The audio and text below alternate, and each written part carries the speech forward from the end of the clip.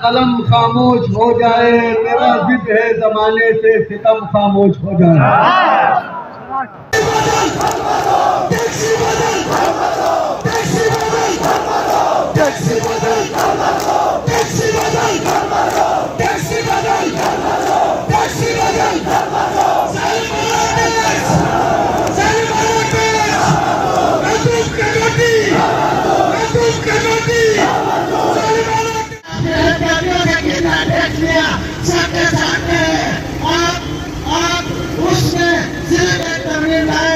मकानी लोगों को छूट होगी, किसी किस्म के टैक्स लगेगा वहाँ पर नहीं लगेंगे। जो बिजली के बिल में ऐसा फैक्ट है, इसको थोड़ी खत्म करें। ये 3 मसले बिजली का इशू मसला है, हम इसको चलो फिलहाल हम लोग करते हैं, हम इसे सरकार करते हैं। हम इसको रनिंग कमेटी पे कमेटी बनाएंगे, उसका रिपोर्ट अभी नहीं है। आवाम को बेवकूफ बनाने के लिए राम को जानू की कमेटी है, बहुत बताए हैं सरकार या करे चौथा पर कभी जो अपोजिशन में होते हैं, अवामी इज्तिमा में आते हैं और बड़े अवामी लोग बनते हैं। आज वही लोग असेंबली में है। अफसोस होता है मुझे राजेश जकरिया साहब, आपके बयान से अफसोस हो रहा है।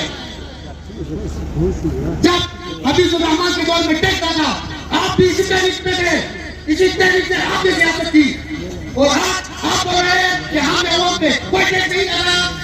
अफसोस होता है हमें। अगर टैक्स नहीं लगा है तो आए हमारे पास आए, कौम के सामने हम आपसे हाथ जोड़ के माफी मांगी।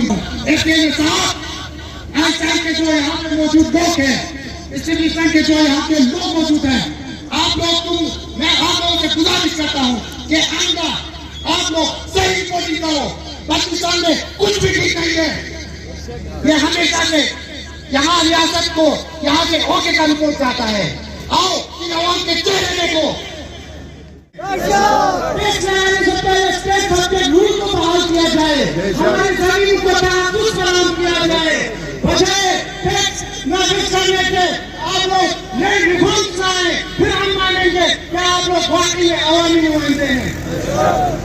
मैं सलाम पेश करता हूँ अंजुमन बैकग्राउंड साधु को कि आप लोगों ने इस चीज का इकरार किया और अवाम को इकट्ठा करने में अपने किरदार अदा किया।